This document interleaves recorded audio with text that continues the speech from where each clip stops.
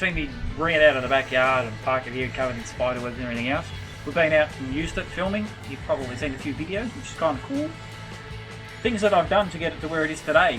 I've done a snorkel, we've done wheels, we've done tyres, we've done springs, we've done adjustable panhard rods front and rear, we've done a return to centre steering damper.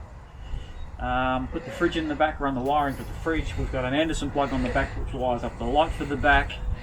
We've got the jerry can holder which was on it originally, but I fixed the wheel carrier. We've put the winch on the bull bar and the winch works. We've put driving lights on it and they work. Put a new head unit in it, which is not only radio, it does DVDs and Blu-rays, and it has maps. So maps are kind of cool when you're out in the high country. And so far, it works. Everywhere that I've been, it's on the screen. It's handy to have maps when you're out in the high country. UHF works, which we had a problem. When I was out communicating with Ken and all the other guys in convoys, they couldn't hear me. And I'm like, that's really peculiar. I didn't fit the UHF to this car, it was in it when I bought it. And a bush fix was mandatory because I just had enough of not speaking. So we pulled the aerial and the whole dash assembly out, and they hadn't soldered it. They put the thingy in the thingy and it wasn't soldered. So we've done the thingy in the thingy and we've soldered it, and that works perfectly. So it is wunderbar. Future mods. I'd like to put drawers in the back. Not like to, I will be putting drawers in the back so that the whole back's all nice and neat and tidy with a cargo barrier, so to stop all of the crap falling forwards when I, go down high descents. High descents? That doesn't make sense. Steep descents. Yeah, the other high descents. High ascents. But High steep descents. descents, that'd be better. Other mods, I've got some flares. I'm going to put some nice flares on this thing moving forward, which will be kind of cool. I've already bought them. We just haven't had a chance to fit them up yet. And needs a new exhaust front to back. It's all rusted out and pretty knackered. So there's a company in WA that does extractors all the way back, because these are getting hard to get parts for now. They're 25 years old. I'm going to upgrade the brakes. I'm going to put some dimpled and slotted brake rotors on. This thing gets the brakes really hot when you come down mountain roads, which isn't ideal. So this is the second set of brake rotors I've had on it in 40,000 kilometres. It just gets them really hot, so you've got no engine braking being an automatic. I'll upgrade the wheels and tyres when these tyres get down. I'll sell them on and I'll buy some nice alloy wheels. The front and rear diff locks, and I'm going to completely change this colour. It's going to go HCTV colours. Have I got a HCTV top on? No, I've got a Penrite top on. Same difference. Black and orange is going to be the theme, so moving forward, black and orange.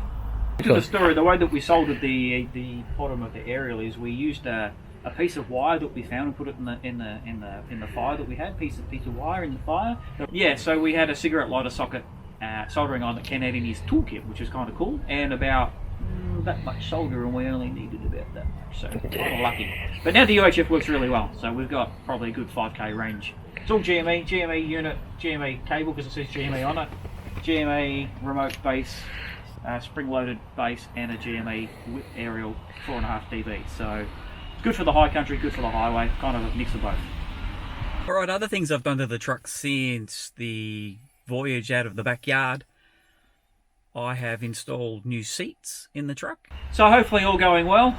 Something that I'm going to be doing tomorrow, something that we're going to be doing tonight, the man behind the cameras, Ken, is we're going to do a comparison. So we've got some, well, they've been on it for years actually, some Chinese big corporation rip-off driving lights that actually do surprisingly well. But I have the King's Laser Mark IIs. So they were on the GWM, and we don't actually need them on it, so I've taken them off and I'm going to put them on this. Thanks.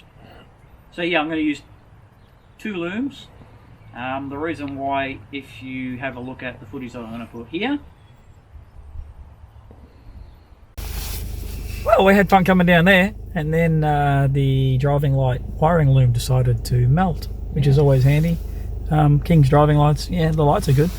About the wiring, it must draw a lot of power because it melted everything. Relay, fuse, a whole lot gone. I got pieces of the fuse. Absolutely. That's supposed to be a rectangle. Melted fuse. And it still had power. Yeah. Crazy. Anyway. Yeah, we had some issues with them actually getting way too hot in the loom with one loom. and it ended up melting the fuse, but it didn't blow the fuse and it didn't blow the relay, so all of the circuit got really hot, potentially causing a fire, which I don't like. So I'm going to run 2 looms this time, 2 completely separate relay banks, 2 sets of fuses, and half the load on the whole system. So we'll do a comparison. We'll do the Chinese rip-off lights of something versus the Mark II King's laser driving lights, which look like this. So these are going to go on the front of this. So these are good. They're really good because I've had them on the front of the GWM for 2 years.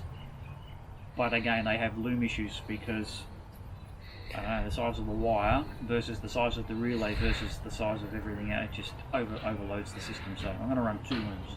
So we'll do a comparison, these versus those, and you can make your own opinion of which ones you think are better. I know which ones are better, but it's all personal preference. I've got a lot of friends with a lot of all-wheel drives with a lot of different types of lights, and they all love their own lights. So personal taste comes down to your own point of view. So stay tuned for future episodes as I start to modify the truck. Thanks for tuning in, guys. Appreciate your support. Please subscribe. Please give us a like and a thumbs up. Makes a big difference to the YouTube, the way they push the channel. And just remember to get out there, get into the great outdoors, explore, camp, and relax. Catch you on the next one.